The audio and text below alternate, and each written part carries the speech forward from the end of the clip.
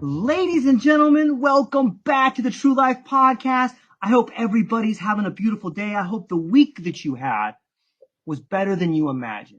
I have an incredible show and an incredible guest for you today. It's my pleasure to introduce the one and only Professor Graham Priest, one of the most philosophical philosophers. He's sharper than Occam's razor.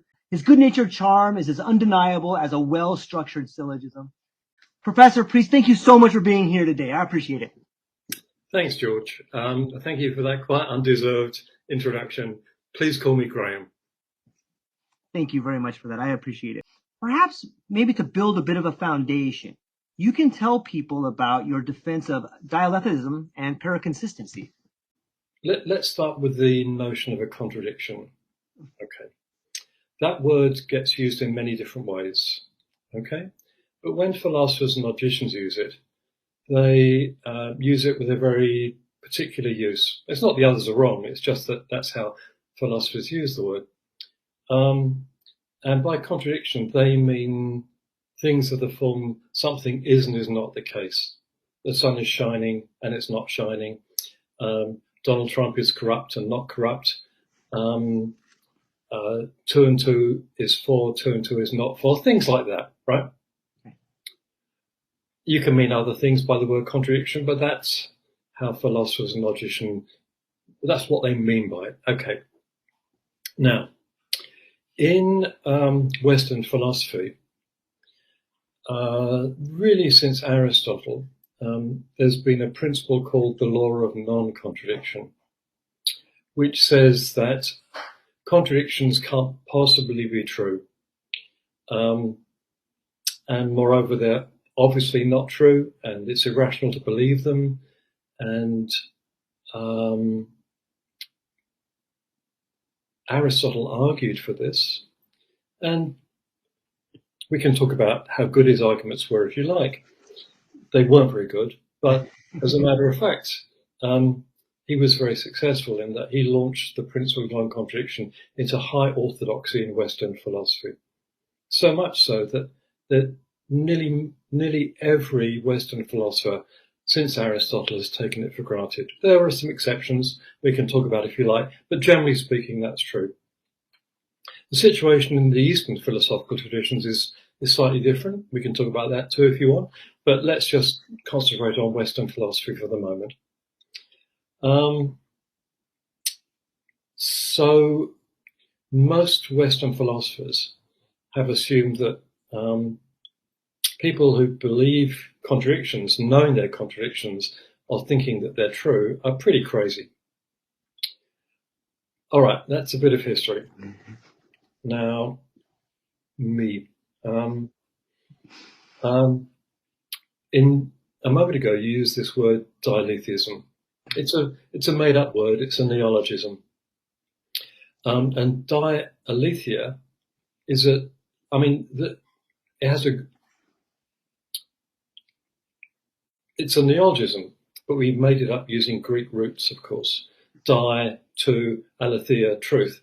So it's a two truth. And a dialetheia is something that is true and false. So it's precisely something of the form it is and is not the case that is true. So it's one of these things that philosophers mean by contradictions, and the sort of thing that Aristotle said you couldn't possibly have. All right. And dialetheism is the view that there are such things. In other words, if you're a dialetheist, someone who thinks that dialetheism is true, then you think that the principle of non-contradiction is not correct. Aristotle was just wrong. I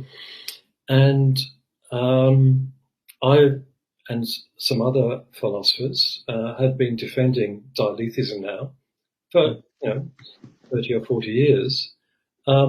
And as you can infer from what I just said, it's a highly unorthodox view.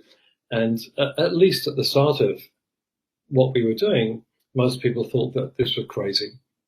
So we've had an argument going against philosophers in the Anglo profession for a long time. And most people now think the view is not true, but they don't think we're quite so crazy because they've had to argue with us for 30 or 40 years. And, you can't argue with crazy people. It's interesting. Before the show, I had mentioned that it seems to me that maybe the defense has been a lot like the idea of first they ignore you, then they laugh at you, then they fight you, and then you win. And it seems to me that the argument you guys are doing is moving down that stream, because it opens up, it just opens up so much more. What is your thoughts on your position maturing through the years? Oh, well, I mean, you're certainly right about the reaction against heterodoxes. Of course, I mean, the phenomenon you're describing is one about how heterodox views are first of all completely rejected, and then people come to thinking, well, maybe if there are good arguments for them, then there's something to be said for them. And perhaps in the end, people come to agree with them. And you've got to remember how many ideas in the history of ideas started off life as regarded as crazy. Theory of evolution, theory of relativity, continental drift, and of course the same is true in philosophy. Kantianism, Marxism, Wittgensteinianism, Derridism, all these were heresies at first, yet people came to see that whether or not they believed these views, they had some philosophical or scientific virtues. Of course, sometimes these heterodox views aren't really very good, or they're shown to be bad and they die. Whether that will happen to dialechism, we wait to see. At the moment, we're still at the stage where the profession doesn't really accept the view, but they can't write it off as Looney Tunes stuff anymore. So your question was about me, and when I started thinking about this view, I thought it was crazy too, because I was trained in the private profession. But in the end, I've come around to the view that it's not. There are very good arguments for it, that it helps solve a lot of problems and so on. Of course, my thinking about it has, I hope, matured, but it's certainly changed over 40 years. I understand the view a lot better now than I did at the beginning. I see more in it. I see where its strengths and weaknesses are better now. So my thinking has changed, and as I say, I hope it's matured. But I believe the view much more firmly now than I did 40 years ago. Let me just say one other thing, then I'll. Yeah, please. As I said, 40 years ago, I thought the view was obviously crazy stuff, and when I was talking about the view at philosophical conferences and whatever as philosophers do, I expected someone to put their hand up at the back of the audience and say, "Yeah, but that can't be right because," and I'd have to say, "Oh shit," and it never happened.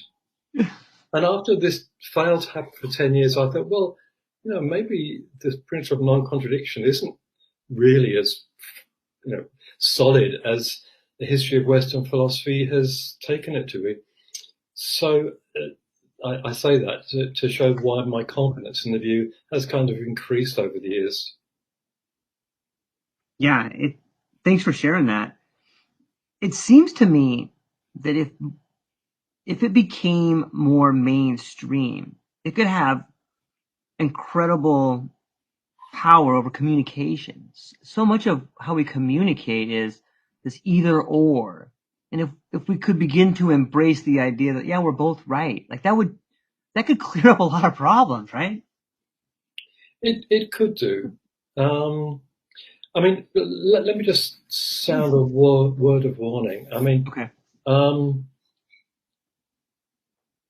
The view that some contradictions are true doesn't mean that all contradictions are true. And when you meet someone who has contradictory views, that usually is a sign that something has gone wrong. Mm. So some politician says, oh, well, I didn't give the money to these people, but I did give the money to these people. I mean, they're probably lying and they're corrupt and so on, because that's not the kind of contradiction that is plausibly true. Okay. So if you're a diletheist, you're not going to suppose that whenever someone contradicts themselves, they might be right. Okay, that raises the question of when you might want to believe that a contradiction that someone subscribes to is true, and that's a tough philosophical question. We can come back to that if you want. But that important caveat aside, the fact that you can countenance some inconsistencies, usually in the form of inconsistent theories, does open a whole new perspective on a number of debates. And you might just want to say that people who've been trying to resolve some of these problems for a long time, getting nowhere, have failed precisely because they were trying to go with one side of a contradiction, where only one side of a contradiction, where in fact both are right. So it opens up that perspective on some issues. So that's one thing it certainly does. I like the term perspective because it seems to me that some of the paradoxes we see are at the limit of our understanding. And so, in your opinion, do the paradoxes that we see, like the liar's paradox, do these show us a limit of our language, a limit of our understanding, or a limit of both? Yes. Maybe we should just talk a little bit about the liar paradox. Yes, please. So some of your audience will not have met this before. Please do. Tell them what it is. So it's a very old paradox. It was invented or discovered, as far as we know, by Eubulides, who's a rough contemporary of Plato, Aristotle. So it's about the 4th century BC. He's in Greece somewhere, or the Greek Empire. And the paradox goes like this, and it sounds a bit strange, but bear with me. Suppose I say to you, 2 + 2 is 4. That's true, right? You say, yeah. Okay, how about Beijing is the capital of Greece? That's false, right? Yeah, okay. Now, look, I want you to listen very carefully because this very sentence that I'm telling you now is not true. Is that true or is it not? Well, think about it for a moment. Suppose it's true. Well, it says it's not true. So if it's true, well, what it says is the case, so it's not true. Okay, suppose it's not true. Well, that's what it says. So what it says is the case, so it's true. So if it's true, it's not true. If it's not true, it's true. So it appears to be both true and not true. And that's a philosopher's contradiction, a logician's contradiction. And that's the liar paradox. Now, this sounds like a logician or a philosopher's party game, right? There's no idea why you should find this anything but a curiosity. But in fact, one of the things that happened at the beginning of the 20th century is that there was a revolution in logic and a revolution in mathematics. And it turned out that the liar's paradox is just one of a family. And other members of the family turned up in the very foundations of mathematics at the beginning of the 20th century. So this is no logician's party game. How you handle this actually runs through the whole fabric of mathematics. And of course, mathematics is fundamental to so much of what goes on in our intellectual life, especially in the sciences. So you cannot write this off as a logician's party piece. This caused a crisis in the foundations of mathematics, and in some sense, it hasn't really been resolved yet. It engaged a number of the greatest mathematical minds in the 20th century, such as Russell, such as Hilbert, such as Gödel, such as Alan Turing. So we're not dealing with just cutesy stuff. We're dealing with very serious issues. Now, having said that, of course, philosophers and logicians have known about these paradoxes for 2,500 years. And they've tried to solve them. And the solution is an explanation of what's wrong with this argument so that its conclusion isn't the case. The conclusion is that it's true or not true, right? So you've got to explain what's wrong with the argument so you don't have to accept this contradiction. And we failed, we meaning the collective community, if consensus is a mark of success. Because after 2,500 years, there's still no consensus amongst philosophers and logicians how you solve many of this kind of paradox. So some people, including myself, have argued that trying to solve the paradoxes is just barking up the wrong tree. That these arguments are what they appear to be, solid arguments for contradictions. So this is, in other words, an argument for dialethism. So the paradoxes are, I mean, there are many kinds of paradoxes, but what we've been talking about are paradoxes of self-reference. And the paradox of self-reference have been one of the most popular kinds of arguments for dialethism. So, sorry, I've gone on for a long time, but I wanted to trying to make these things clear. Yeah, take all the time you need. I think it's fascinating. I'm stoked to be able to hear someone talk exactly what it's about. It seems to have profound. It seems to me that if we are barking up the wrong tree and we accept this, it might have profound changes for the way we think. I'm wondering if you also think that, and what are some of the changes that could come of it if this changed the way we our perspective on things? Yeah, well, the sort of fundamental fact here is that if you can accept the fact that some contradictions are true, you might come to endorse a contradictory theory about some matter or other. Now, there are various domains in which this might happen. So let's talk some philosophy for a moment, because that's where it would probably start. There are many famous philosophical conundrums. One, for example, is whether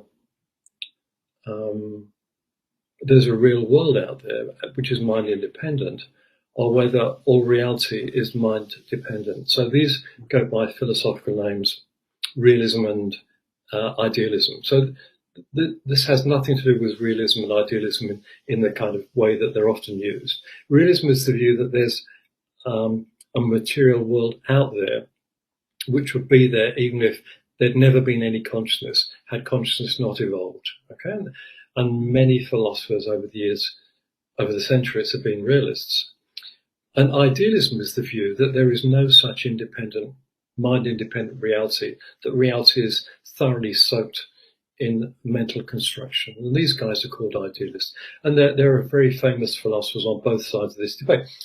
And this debate has been going on for, well, a couple of thousand years now. Now, no one has actually argued this in contemporary philosophy yet, but one possible approach you might have to this is that we've there's been no consensus achieved on this debate, precisely because this is a dialetheia. There both is and is not a mind-independent reality. Now, what does that mean? Well, that's something that's got to be thought through, considered, its ramifications, and so on. So this is not a solution to the problem, but it's saying, hey, let's suppose that someone came up with this view. You can't dismiss it out of hand. You've got to think through its merits and its demerits. So that could change a lot of thinking about that particular problem and about a lot of the philosophical conundrums that philosophers have wrestled with for 2,000 years. Okay, so that's one area, philosophy. Let's switch to a very different area, mathematics and science, because it's a feature of mathematics, of science nowadays, that it's heavily dependent on mathematics. So you can't do physics or biology or economics or so on without using mathematical tools. Now, most of the mathematical tools that have been deployed in science are consistent. There are exceptions in the history of physics. We can talk about those if you like. But generally speaking, most of the mathematical tools that have been deployed are consistent, because most mathematics has been consistent. Again, there are some exceptions, but most of the mathematics that's been developed over the last 2,000 years has been consistent. What we're now starting to see is the development of inconsistent mathematics. So some of the mathematical structures, theories that are being investigated are contradictory. So there's this branch of paraconsistent mathematics is called, where we understand now what an inconsistent set theory or topology or geometry or linear algebra might be like. This is very early days, but we are developing these inconsistent mathematical theories, and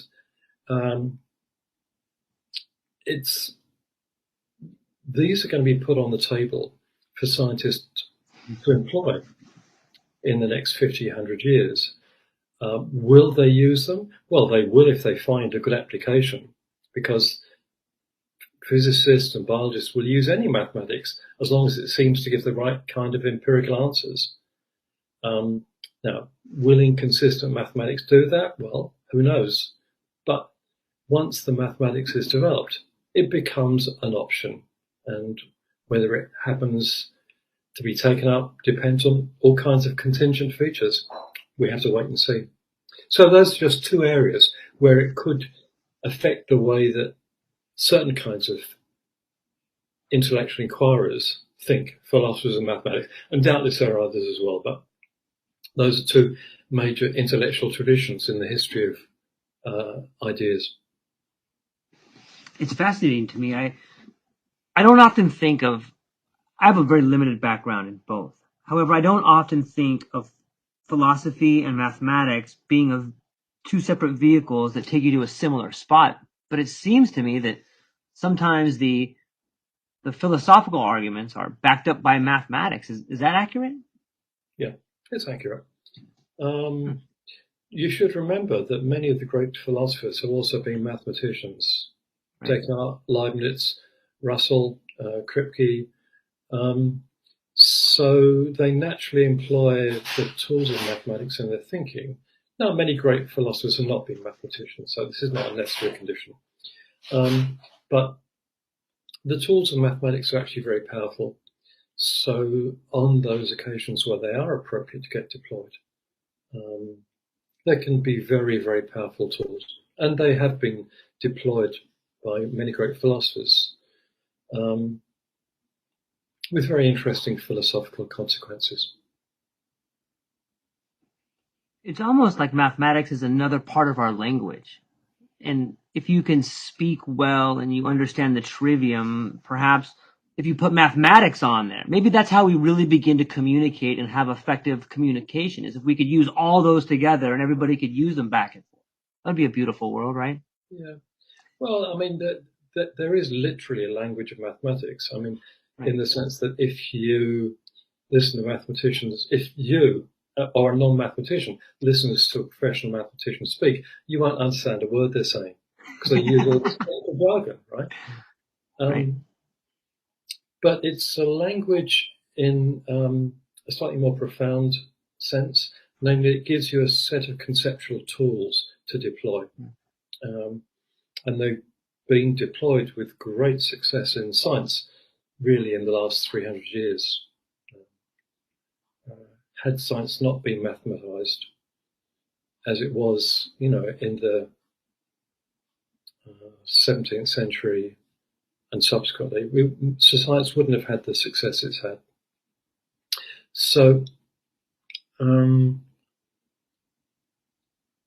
learning these tools does give you an intellectual arrow in your quiver, so to speak, a whole set of tools which can be profitably employed sometimes. That doesn't mean to say that they're always appropriate, they're always going to help, but sometimes they do, and where they do, they're really powerful tools. So, yeah, mathematics is really important in life, or at least in some areas of life, and where it is, it should be used.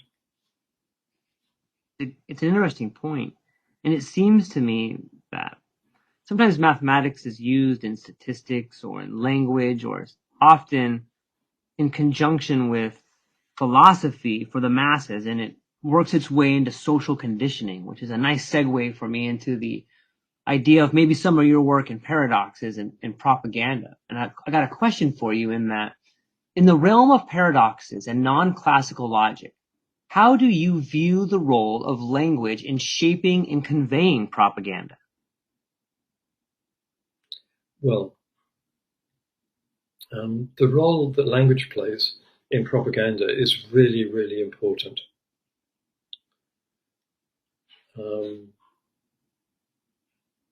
Because when people want to propagate ideas, which is the meaning of the word propaganda, Right.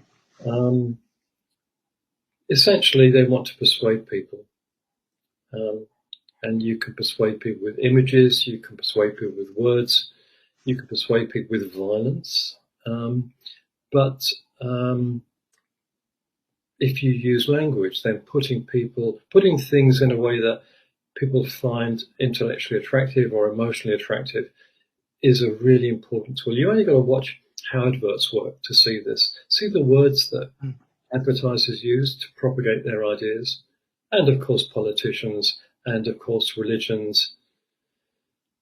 So language is really important, and understanding how language functions in this regard is important if you want to understand the success and the pitfalls of propaganda. Okay. The relation of paradox to propaganda, I think, is a lot more tenuous. It's not very common that you use paradox seen in propaganda.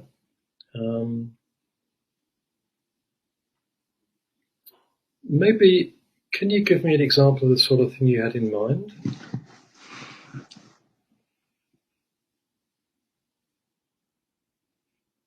I think maybe just the ability, the inconsistency. So maybe, how can these particular group of people be our enemies, but yet we trade with them? How can this group of people be animals, but yet just a little while ago, we were on great terms with them? I'm not sure that's an actual paradox, but it seems to me to at least be inconsistent. And that's what you see in a lot of the propaganda is the first part of propaganda is to dehumanize people. And we often use horrendous means of dehumanizing people with images or language in that way. No, that's certainly true. I'm not sure that that's the kind of contradiction that anyone would argue is a true contradiction. Good point. That is, propaganda is used to push power structures, sell things, and so on. And you will tell people whatever you will find efficient or effective to make them believe what you want. Okay. And it's often power structures that do this, whether it's power structures of capital or race or gender or religion. And it's quite possible for people in power to tell people they want to persuade one thing one day and something else the next, hoping if these two things are inconsistent that the people don't notice, which we often don't, okay? So often propaganda works because it kind of hides over pernicious contradictions. So that's less to do with good contradictions as the covering over bad contradictions, as it were.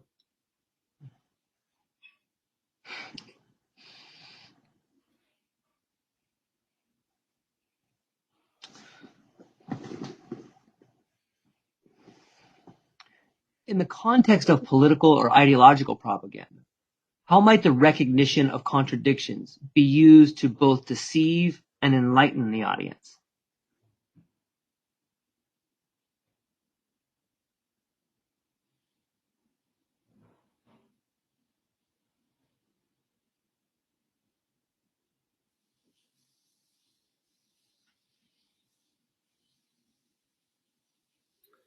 Well, how it's used to deceive the audience is something we've already talked about. And if that's how it's being used, then the audience is enlightened by realizing that they've been told inconsistent things on different occasions. So, I mean, the kind of contradiction that you're pointing to is very frequent. So, for example, just a hypothetical example, someone might tell you that all life is sacred, right? You shouldn't kill people, right? The person the next day will turn around and tell you that they believe in capital punishment. Now, obviously those two ideas are contradictory. I don't think anyone is going to tell you that that's a true contradiction. It's just an incoherence in someone's thinking that someone hasn't thought about. Or maybe, the person will tell you one thing on one day because they want to push a political line, and then the other thing on another day to push a political line. Okay, so in that, to enlighten people, you really need to understand that they perhaps need to understand that their views are conflicting. How might contradictions be used to enlighten you? That's a much harder question.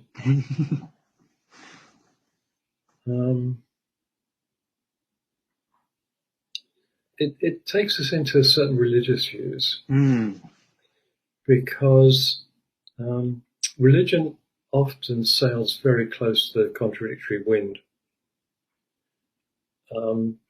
Christianity, Islam, Buddhism, Hinduism. Now, let me give you just one example. Let me make it clear that I'm not a Christian, and I'm not.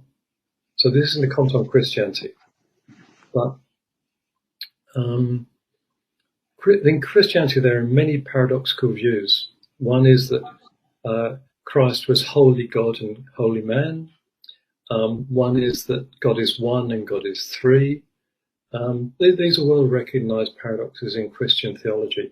And of course, Christian philosophers who were heavily influenced by Aristotle, like Aquinas, in fact, most medieval Christian philosophers are heavily influenced by Aristotle, have tried to get out of these problems, these contradictions by, drawing various distinctions.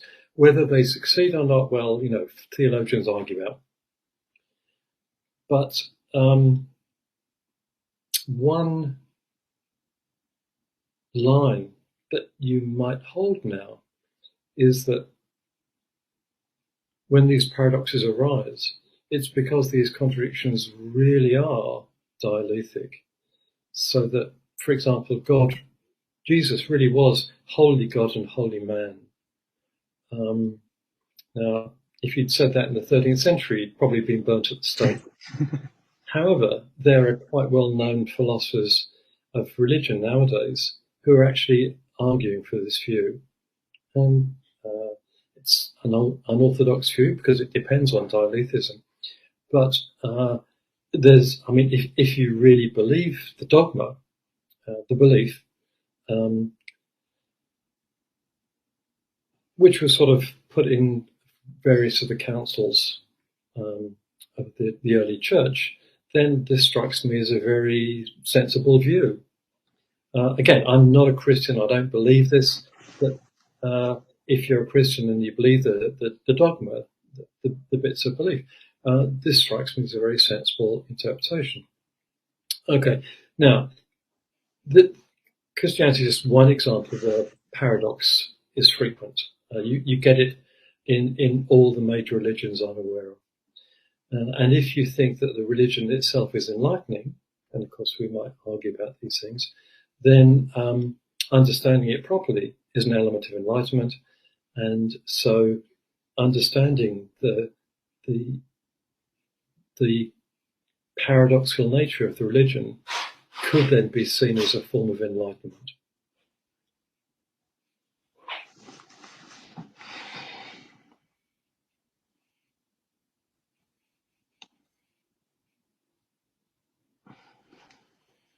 It takes me a while to think about that. Maybe you could unpack that a little bit more with like, just maybe.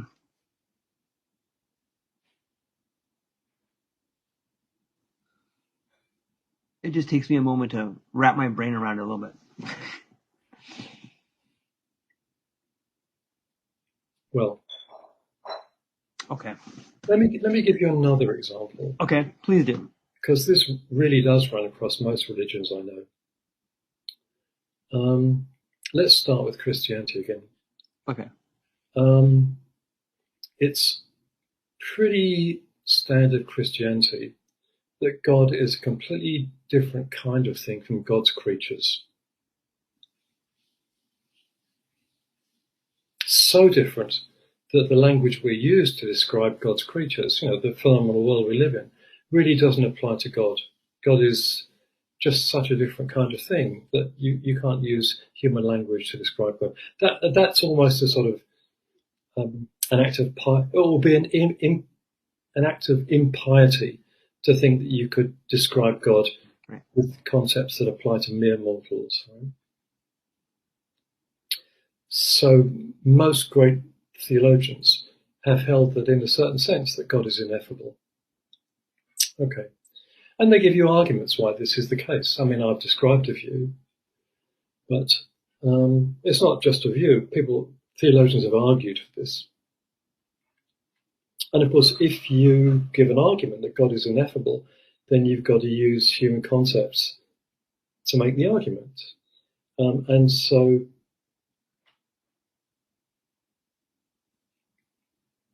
in mounting the case that God is ineffable, you're describing God.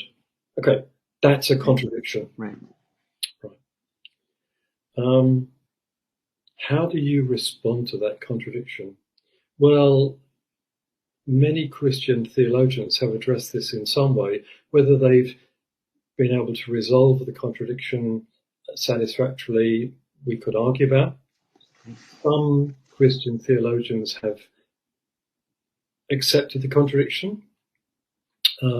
Often theologians who are more mystically inclined, like Meister Eckhart. So some theologians in the history of Christianity have been inclined to endorse this kind of contradiction. Now, I mean, this is Christianity, but it's equally true of most theistic religions. You find it in the Sufi tradition in Islam. You find it in Advaita Vedanta in Hinduism, and in Buddhism, there is no God. It's not a theory. It's not a theistic religion. However, there is an ultimate reality. It's not divine, but it's the ultimate nature of the world. And this is held to be ineffable in Mahayana Buddhism. But of course, the Mahayana Buddhists give reasons as to why this is the case. So whether the religions are theistic or atheistic, This phenomenon of telling you that something is ineffable and telling you why it is very, very common. Right. Okay. How do you respond to that? Well, one way is to try to wiggle out of the contradiction, as people have tried to wiggle out of the liar paradox. And another is to say, well, we're dealing with very deep, very profound issues here. And in the end, the thing is so strange that it has really strange properties, and some of these strange properties are really contradictory. It's a line that you might.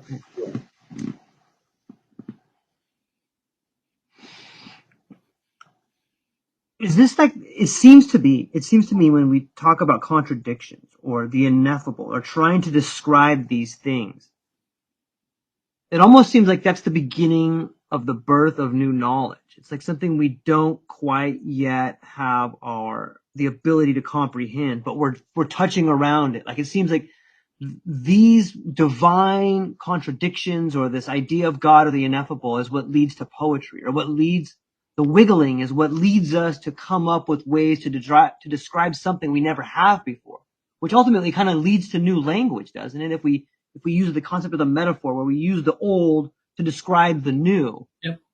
No, that's absolutely true. I mean, when you discover something new, you don't just stop there. You always pursue it and see where it goes. Right. And that's true of your views about God or ultimate reality, whatever you think those are. So yes, of course, you don't just sit on that contradiction. You will take it and see where it goes. And maybe it's worth mentioning one of the great German philosophers here, Hegel, who had a whole very sophisticated theory of the evolution of our ideas. And he thought that when we examine our ideas, we find contradictions. And this prompts us to generate new concepts, which are in some sense more adequate. But it's important that this doesn't make the old contradictions disappear. It just gives you new concepts in which to manage the contradictory situation that you've discovered. Okay, that's the idiot's guide to Hegel. But what you've just suggested is sort of a neo-Hegelian view, namely that you realize that you're dealing with something contradictory, and then that forces you to develop new responses to theorize, cognize, cope, employ this contradiction.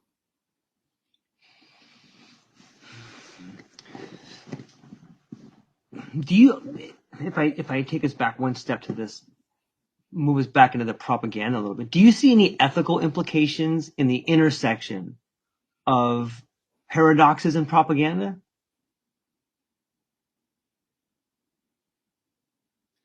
There are a lot of ethical implications about lying.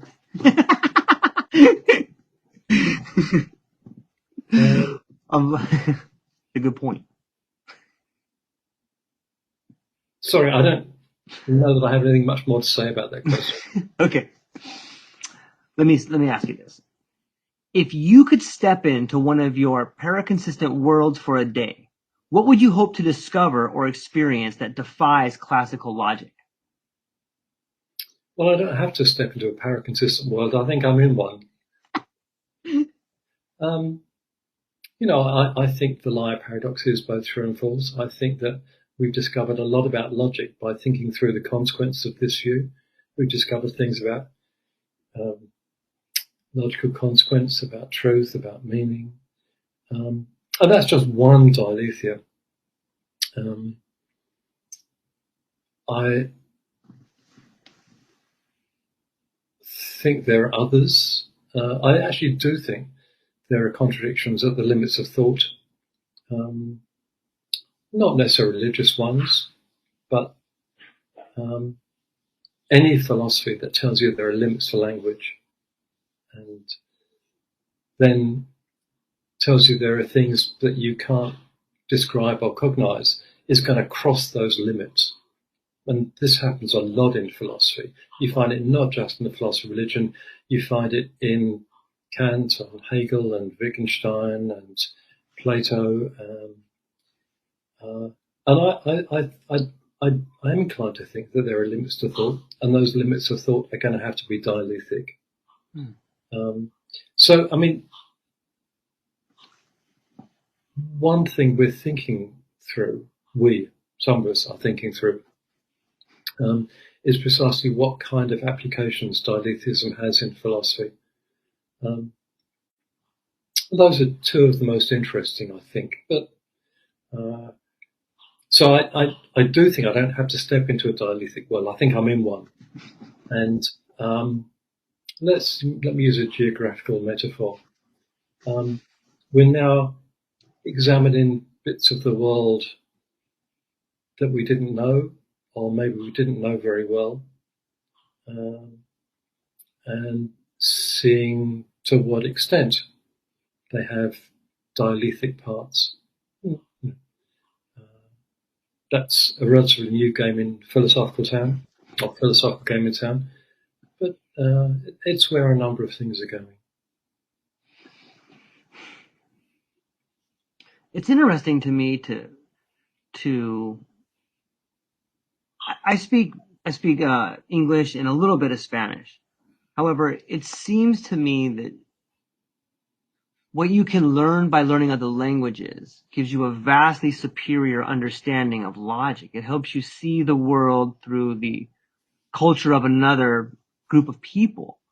And I'm wondering, what are are there different paradoxes in different cultures and different languages that are much different than the ones we have in the Western culture?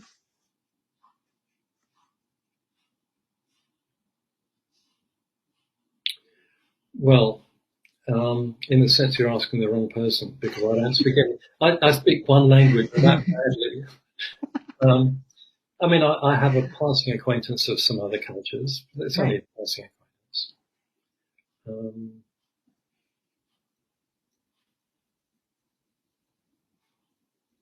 And I think you've got to remember that the cultures that contemporary philosophy deals with are not necessarily our own. I mean, the culture of ancient Greece is just as alien to me as the culture of contemporary Japan.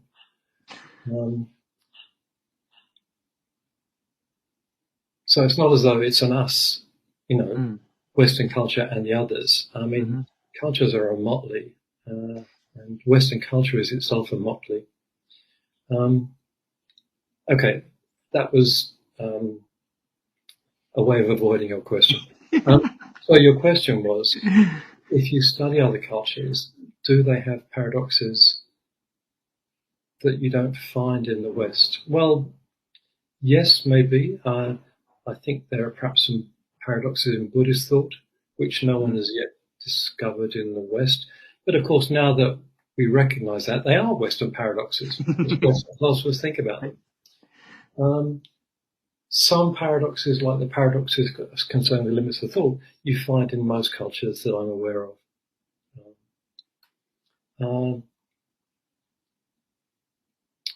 But so just to answer your question straight, it may well be that if someone from culture A, say mine, thinks about another culture, say that of medieval Japan in the 12th century, 13th century, they find some paradoxes they're familiar with and some paradoxes they're not familiar with. And then, so that's the straight answer. But we're arriving at a very interesting time in philosophy where a lot of philosophical divisions are being crossed. So very few Western philosophers have taken the Eastern philosophical traditions very seriously and engaged with them. That is now changing big time. So Western philosophers are coming to engage with the Asian philosophical traditions like Buddhism, like Taoism, like Confucianism, in a way that they really haven't done before much in the past. And what we're seeing is the emergence of global philosophy for the first time, in a way that, which means that philosophers can now draw on ideas not just from ancient Greece or 18th century Germany or medieval Christianity and the Arabic kingdom, but also of medieval China and Buddhism before the Common Era. So, I mean, philosophy, I think, is becoming much richer, just because philosophers who try to understand the different traditions have a whole new set of ideas and tools to draw on. That doesn't mean you've got to subscribe to any of them, but philosophy has a toolbox. The toolbox is ideas, and the more tools you've got, the richer, the better your. The more tools you've got, the more you can do with them, and you can do things you didn't know you could do before. That's a situation I think we're starting to get into in philosophy, where a truly global philosophical culture is emerging for the first time. It's a beautiful thought to think about. I've been reading a lot of Marshall McLuhan lately, and specifically the Gutenberg Galaxy, when he begins to talk about the way in which the printing press and typography changed our sense ratios. When he harkens back to a time when most of the philosophical ideas or teachings in general were done by a lecture or people speaking to each other. And then the printing press gave us the ideas of things like exact repeatability. And I'm wondering, do you think maybe the evolution of philosophy, this richness that we are now beginning to encounter a little bit, has to do with, again, the changing of sense ratios? Maybe the way we're consuming multiple forms of media now is changing the ratio of our senses and allowing us to understand more.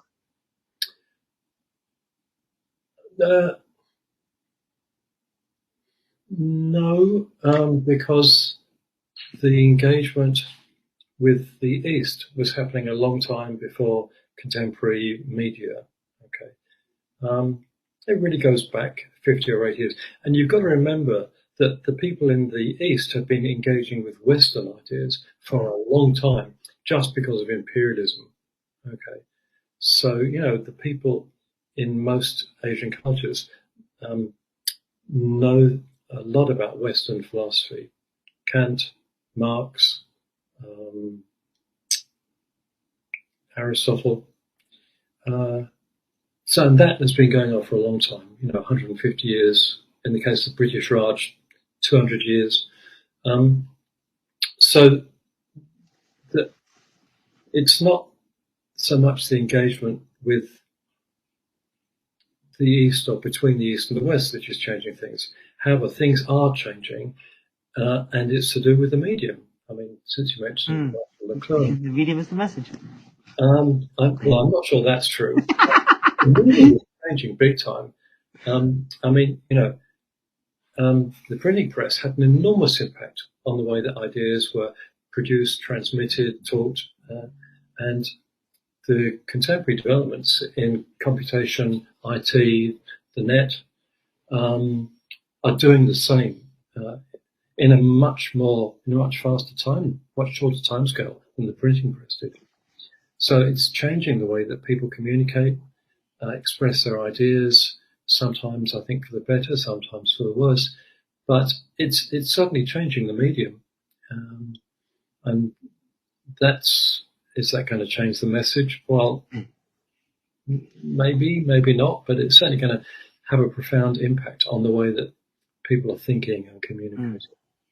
And then once you add the new developments in AI and chatbots, then what's going to happen in the future, I think, is very, very, one can only speculate. There's some interesting speculations to happen there. Do you have any particular thoughts on AI and speculations on that?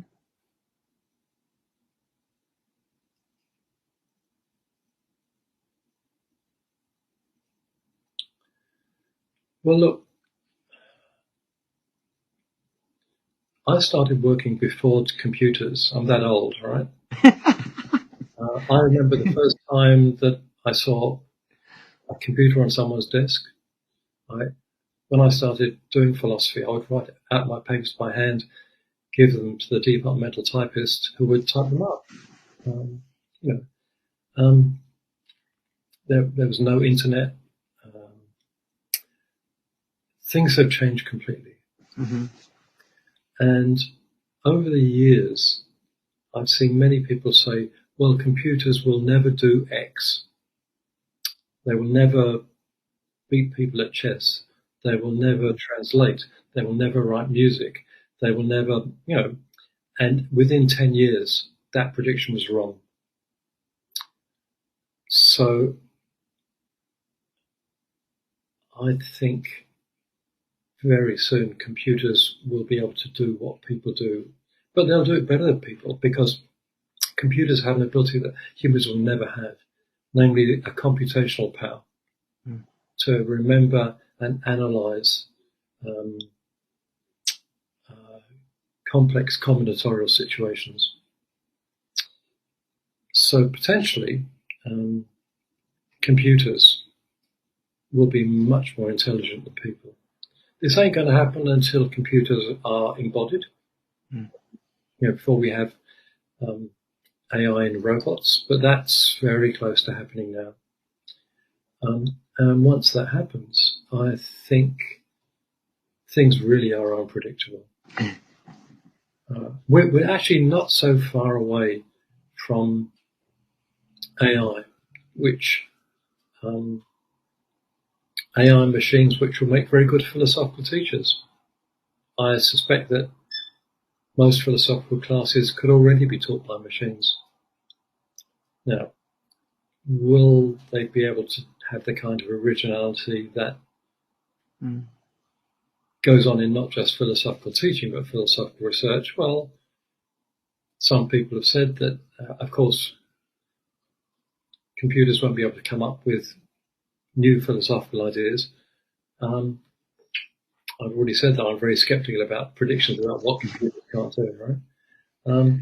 And once that happens, then computers will be able to do anything we do, we being humans, and do it a lot better. And then, well, what happens? Anything could happen. It's kind of scary. It is. It's fascinating to think about. I think about what we can create with it together. In some ways, when I see people, I'm very fortunate to get to speak to a lot of different people on my podcast, and a lot of the times when I ask a question like this, a lot of the people have more fearful answers than hopeful answers. And I always try to lean towards the glass being half full, and I think it's two things. One, I think it's a mirror for us to see ourselves in, and that's why people react so crazy to it. It's like, oh my gosh, look at this. What they're really doing is seeing a version of themselves, and it's hard to see yourself in the mirror. And the second part that I like to see is it's such a beautiful tool for us to enhance the possibilities for us. You think those are too optimistic? Look, technology is just a tool. Technology allows us to do things, and it can be used for benefit or for harm. And of course, to the moment, we've controlled technology, and some people have used it for good, and some people have used it for bad. The same is true of AI. While people have control of it,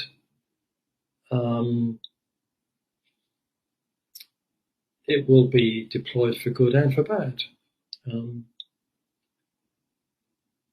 But we may well get to the point where we lose control of AI. We're not very good at controlling ourselves, let alone the things we create. Okay, and if we create machines that have all our abilities and more, then we may lose total control of it. And who knows what it's going to do? I mean, this is sci-fi stuff, okay? Right. 30 years ago, you'd have read about this in sci-fi novels and thought, oh, yeah, okay. We're verging on the point where this is starting to become a real possibility, I think. Yeah, it's interesting to think about. I was reading, there's a really cool book called The Fourth Turning, and they talk about generational change and the cycles of life, and how when the instrument becomes institutionalized, that's when you begin to see the breakdown of the community or whatever the instrument is. I'm wondering, as someone with a philosophical background, do you see like mankind as like a giant wheel, and we're on this progression forward, and there's rise and falls of civilizations, and that maybe we are on, we're in the book I read, it spoke about us being on the cusp of like another great revolution, and with the revolution comes a lot of destruction. Do you give any credence to that sort of cyclical structure? Well, humanity has been changing, of course. We've invented all kinds of technology to do with agriculture and machinery, and power, and that's led to significant changes in the way that society is organised. Mm-hmm.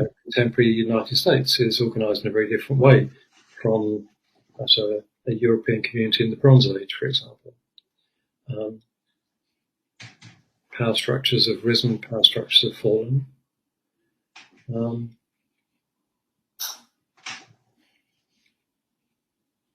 As long as there are people, I guess change is inevitable.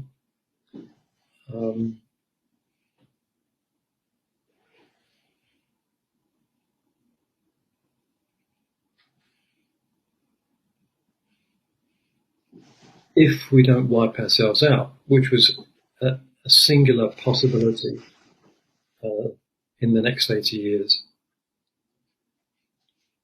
it's very hard to predict what the world will be like. It's pretty safe to suppose that the world won't be anything like it is now. Think about the world 100 years ago, say 1900, 130, 120 years ago, and the world now. There's no comparison. Yet change is speeding up because of technological innovation. And so the world 100 years hence won't be anything like it is now. That's pretty certain. How will it be? Well, if you'd ask someone what the world would be like in 1900, you might have had a few people like H.G. Wells who'd have had interesting predictions, but most of us, including Wells, wouldn't have had a clue. It's just speculation. So I really don't know the answer. But I do think that there's a serious possibility we'll wipe ourselves out. I think that there's a serious possibility of a nuclear war. There's certainly going to be climate change, which will put all kinds of stress on migration, on economies, on clean water, which of course leads to tension between societies. And when so many nations in the world have atomic weapons now, God, I hope I'm wrong, but I suspect it's only a matter of time before someone uses them. So these are significant dangers. Will the human race overcome them and prosper? I hope so. I'm not terribly confident.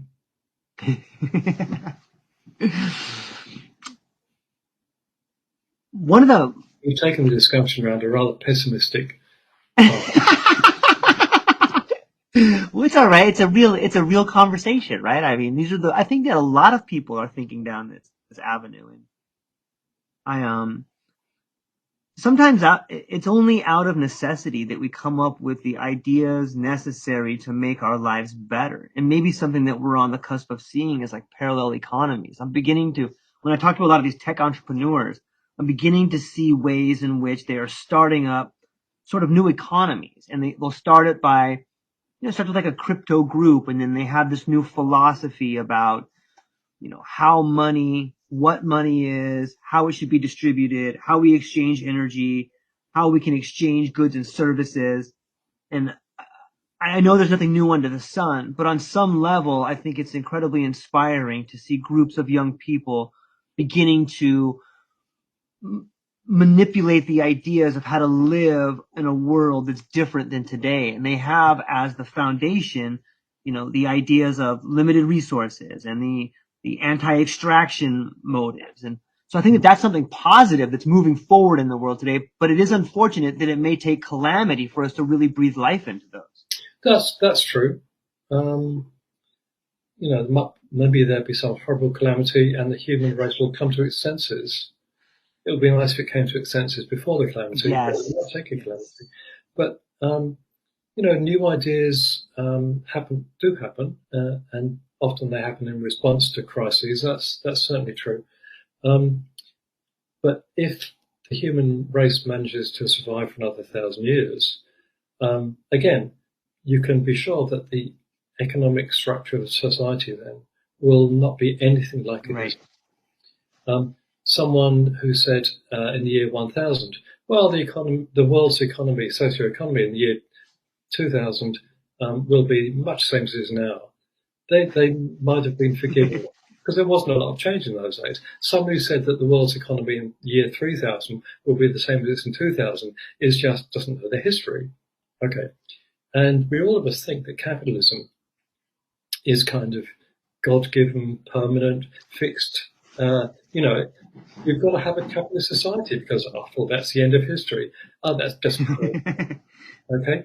The economic structure of society in the year 3000 will be as different from what it is now as now from 1,000 years ago, and I sincerely hope it won't be as pernicious as capitalism.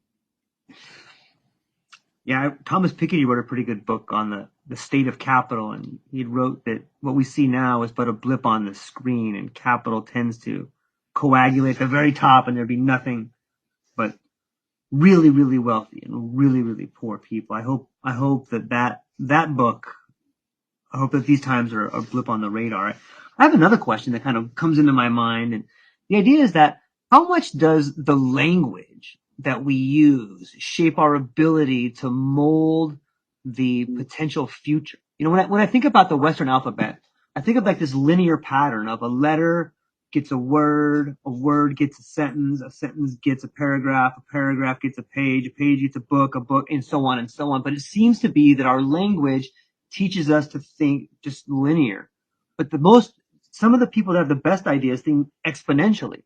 But in my opinion, I think that the language we speak teaches us the way we think. Maybe if we change the language in some ways, and maybe it's happening now, maybe we have a living language, but might that be a way to change people's perception about the world and how to live in it?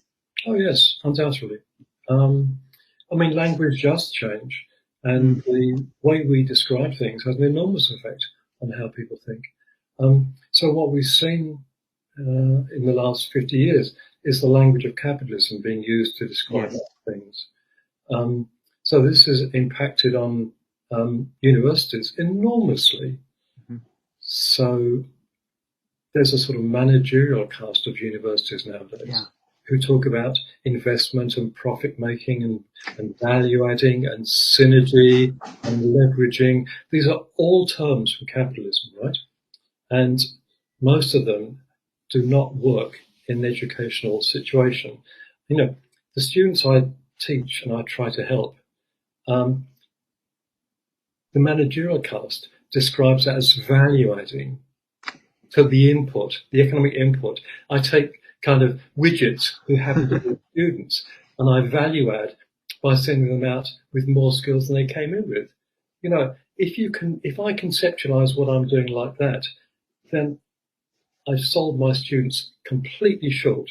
That's not what I'm doing. That's not what education consists in. But it's the way that the managerial caste of universities think nowadays. And if you read the documents they produce, the way they describe things, it's just saturated with capitalist business speak. And so that's how they think in an institution. And you can guess from what I'm saying that I find it pernicious.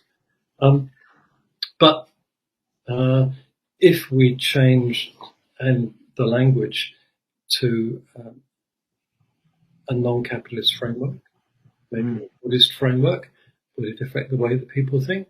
Almost certainly. Yeah, I think so too. And it's the managerial system is saturated everything from the education system to obviously multinational corporations where I worked. The first thing you do is get an employee number, and it just eviscerates your humanity. Like, you're no longer George, whose kid might have died on a Thursday and you're having problems. Now you're just 0572 that's not as productive or as efficient as you were, and you're easily replaced. And it permeates everything. And all you need to do is look outside and look at the stress on the people around you to see how it's affecting them. And That's true. No, once you lose touch with the fact that you're dealing with people with human emotions and problems that's exactly the same as yours and mine, then you've opened the gate for them to be treated in a dehumanized way. And you don't need to look very deep into the history of this to see it in action. Yeah. It's mind-blowing to me. Graham, I'm so thankful to get to talk to you. This has been really, really fun, and I really appreciate your time. This is a great time, man. Thank you very much for this. Well, you're welcome. I mean, we've strayed a long way from dialechism, but that's fine too. Yeah, it is. It's amazing to me, and it's really fun to get to see the people who, in my opinion, are making huge strides in changing the consciousness of people. I think that if we can change the language, change the way we think about things, then we have a real opportunity to become more authentic, change ourselves, and in doing so, change the world around us. And what are you excited about coming up for the future? Do you have anything that you're really excited for?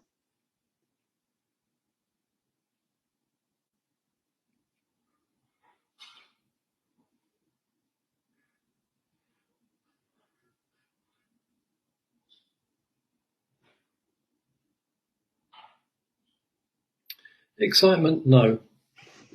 I don't get excited much nowadays.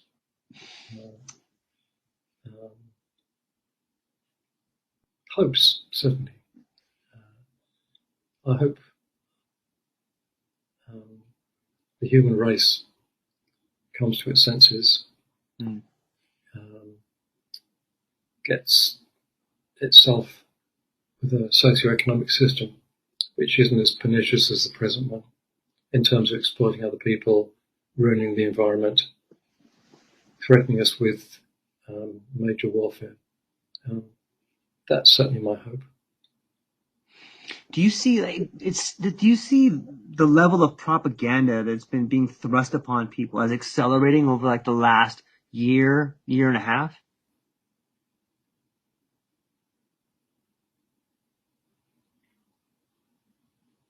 You mean in America or the whole world? I would say America. It seems to me that's all I can speak to, really. I mean, I'm only here. Look, there's always been propaganda. Right. In any country.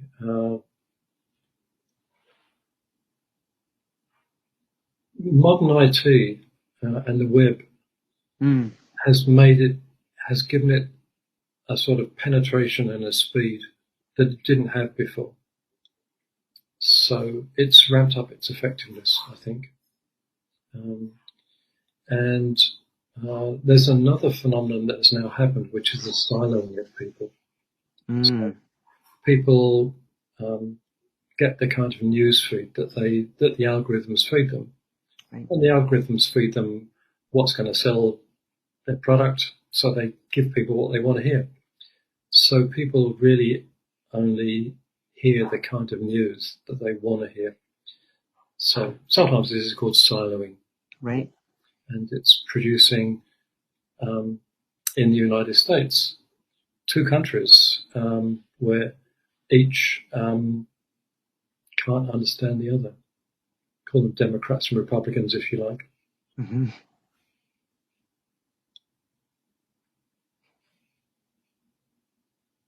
On some level, they seem like the same people to me. You know, they seem to both overlook the very people that need them the most. How do you mean? I'm not following you. Tell me more. Well, it seems to me whether someone is a Democrat or Republican, they're still influenced by the donor class. Oh, absolutely. Right? Right? Absolutely. Yeah. I mean, what drives the United States is money. There's absolutely no Yes. doubt about that. And the people who really control this society are not the people in Washington, but the Right. people who fund them. Because the saying goes, who pays the piper calls the tune. So, I mean, this country is a plutocracy. Yeah.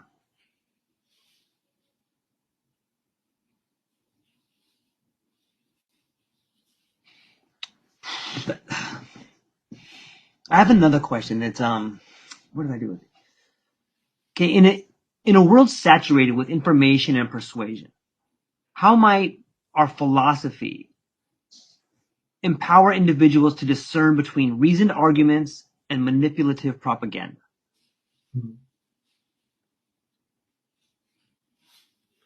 Well, the first thing you got to do is to recognize how you're being manipulated. Right. Okay. And that's important. But the question is about philosophy specifically. Okay. So nowadays I teach only graduate students, but I mean, I've been around for a long time and I've taught every level of philosophy from go to woe, right? And I actually enjoy teaching first year students. Most first year students are never going to be philosophers. They're probably not even going to take more than one course in philosophy. But this is one chance you have to try to encourage good habits of thought. Don't take what you're told, what you have been told, for granted. I mean, most people have the ideas they do because that's what they've been told when they're growing up by their parents, the media, their church, whoever. And the first thing that you've got to realize is that those ideas might be wrong. They might be right, but they might well be wrong. And you've got to start thinking for yourself. So one thing that a good first year philosophy course does, or should do, is to get people to step back and think for themselves and think what they've been told, whether there are good reasons for, whether there are good reasons against. And I do think that that's something that a first year student can get of great value out of a philosophy course.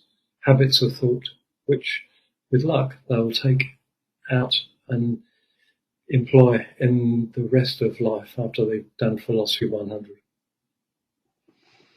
A great question to always ask. Is that true? Is this true? Right? It really helps you, at least it helps me stop for a minute and be like, wait a minute, is that true? And then it kind of changes the way I react to it in some ways. And then the second question is, why do you think that? What would the third question be? At that point, you hope the person's going to ask you a question. Because dialogue is important, right? Right. Absolutely. Not even Descartes thinks all his ideas and produces them on his own. We all improve our thinking in dialogue with other people. So we all learn from discussion with other people. You've got to have an open mind. You've got to be prepared to question your own ideas, have a critical spirit to other people's ideas as well. And then you progress collectively.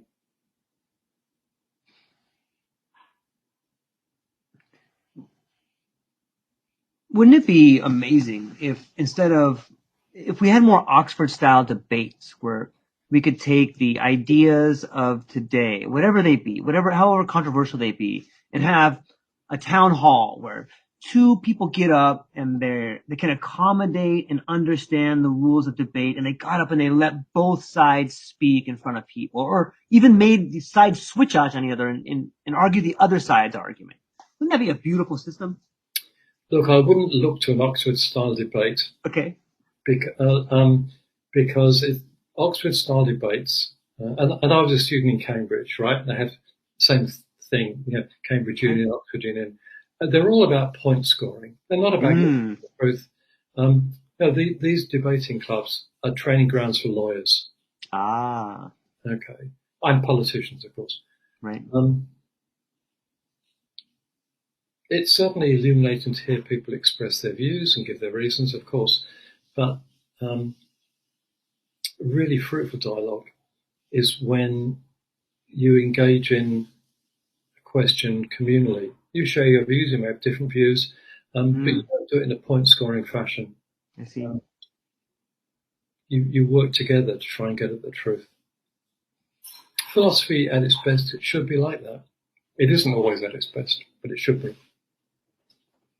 Yeah. Yeah, maybe in the future we find a way to do that. I guess if you started teaching that, if that was sort of the curriculum at a young age, it could become a habit for people to work into. I'm sure on some level it used to be in a classical education, but it seems devoid now. Yeah. Well, there is a movement nowadays to get philosophy taught in schools, and some high schools teach it as a subject, both in this country and in Australia and the UK. Probably other countries too that I don't know about. And there are some places where this sort of kind of critical thinking is even taught to kids in primary school, elementary school, you call it here, right?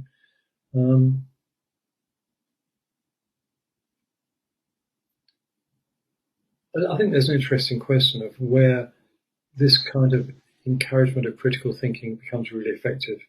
At what age? That's a psychological question that I don't know the answer to. But certainly, by the time that kids are in high school, they have the kind of critical ability to respond to this kind of encouragement to think for themselves.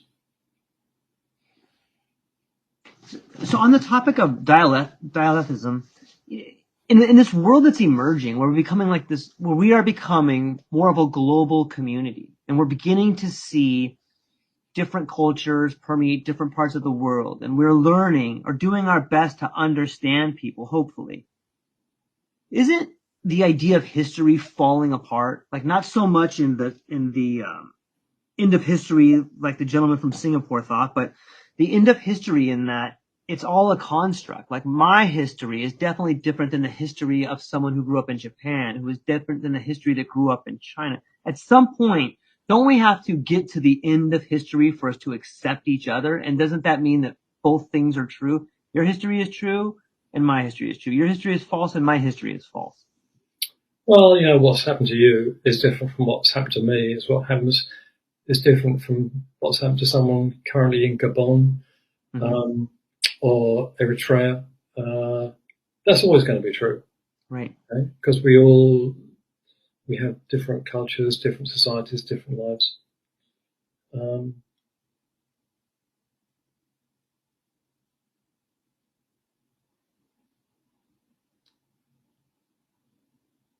But in a sense, we're all human. We're all, well, as Shakespeare said, if you cut me, do I not bleed? If you wrong me, do I not seek revenge? We're a single species, and we work in the same way. We all have the same biological needs and desires. And that, I think, is a commonality that undergirds the much more superficial differences that times and societies place on people.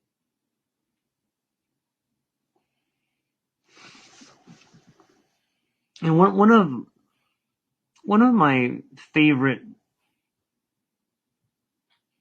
people that I've been reading lately is Mircea Eliade, and he talks about this concept of sacred time versus profane time. And I thought it was really interesting. And the sacred time would be if my father got married and then I got married, we would in a sense be sharing that time, and that would be a sacred time because both of us have experienced it, versus a profane time where you just kind of get up and you go to work. And I think that the sacred time speaks to the idea of rituals and ceremonies and rites of passage. And I'm wondering, in your opinion, do you think that the absence of this sacred time, the absence of these rituals and ceremonies and rites of passage are common in a society that is decaying?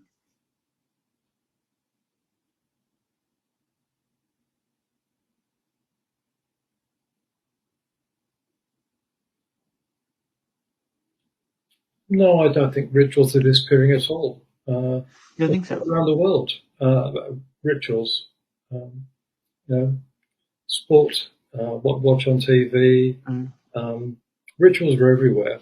I mean, you know, we're creatures of habit, and ritual plays an enormous role in structuring our habits. So I don't think that's going to disappear. They're not also, well, I'm not quite sure what sacred means in this context, but I do know that if you share experiences with people, you come to understand them and yourself better. A very simple example of this. I have kids, I have grown-up kids, and my relationship with my kids has made me understand my relationship with my own parents in a way that I could not have imagined when I was 20, precisely because I now know the experiences that they've had in raising me, and all the things that they struggle with in their life. So even though my parents are dead now, in some sense I feel closer to them than I did when I was 20.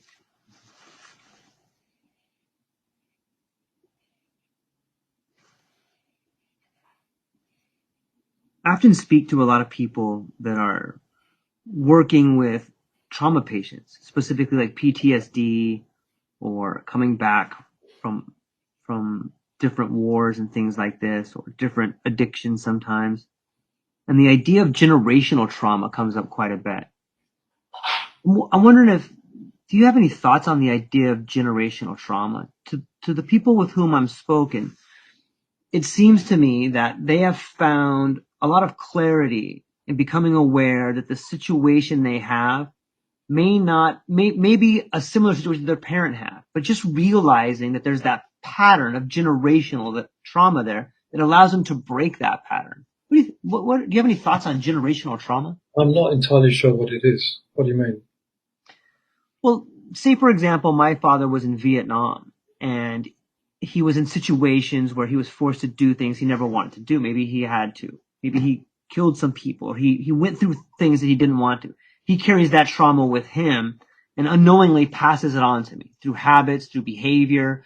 And then when I get older, I am scared of loud sounds, or the trauma that happens in my father's life is carried on to me and carried on to my daughter unless I understand what happened to him, and then I'm allowed to break that trauma. I guess maybe cyclical patterns of behavior, but the way they were describing it is generational trauma.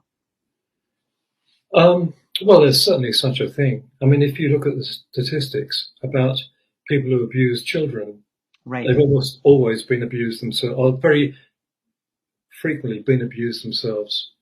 So this is a pattern which repeats itself. And I'm sure, that's a very obvious example, but I'm sure there are lots of, just because we learn to behave mainly from our parents. I mean, people are good mimics. In the first instance, they do what their parents do, think what their parents thought.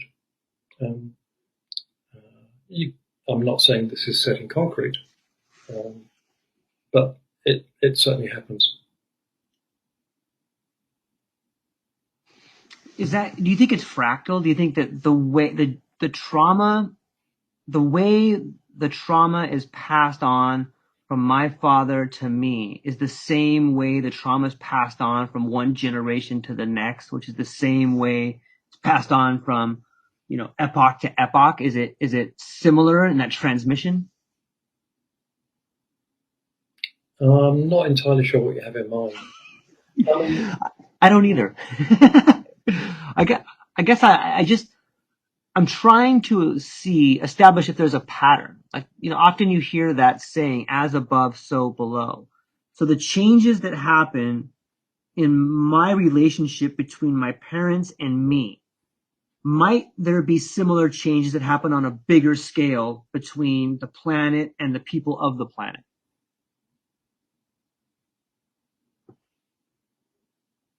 Well, there's obviously a similarity of a certain kind, because just as my parents encultured me in a certain way, so the culture of one generation encultures the succeeding generation. Mm-hmm. Cultures don't come from nowhere. People don't come from nowhere. We're all encultured by our family, our society, all the other things that formed us as people when we were growing up, and continue to change.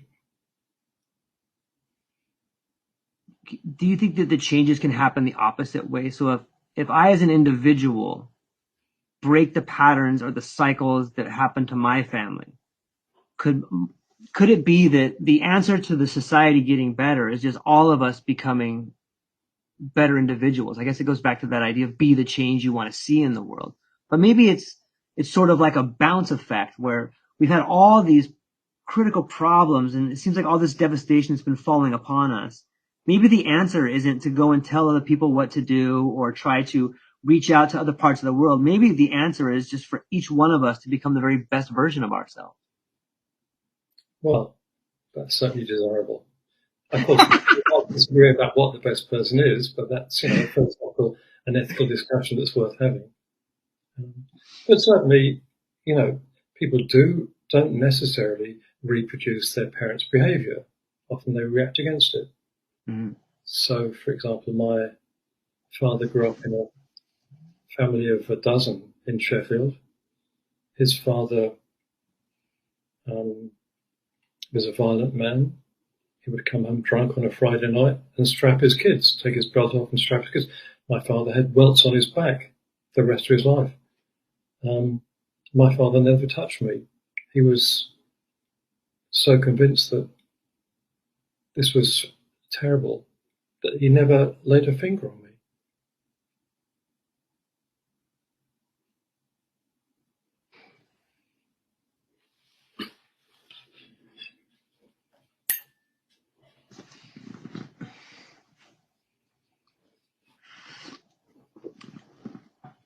George, I'm going to have to go soon. I know.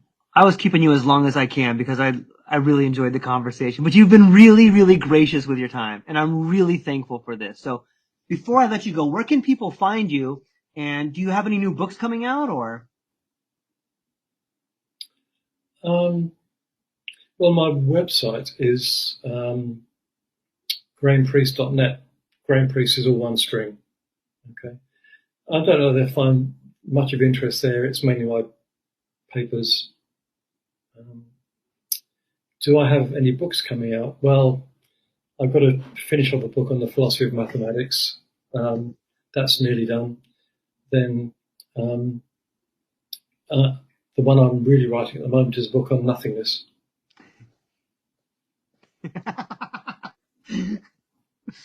It's fantastic. I would point everybody that's listening to this, check out Graham's website. Check out the books that he's already written.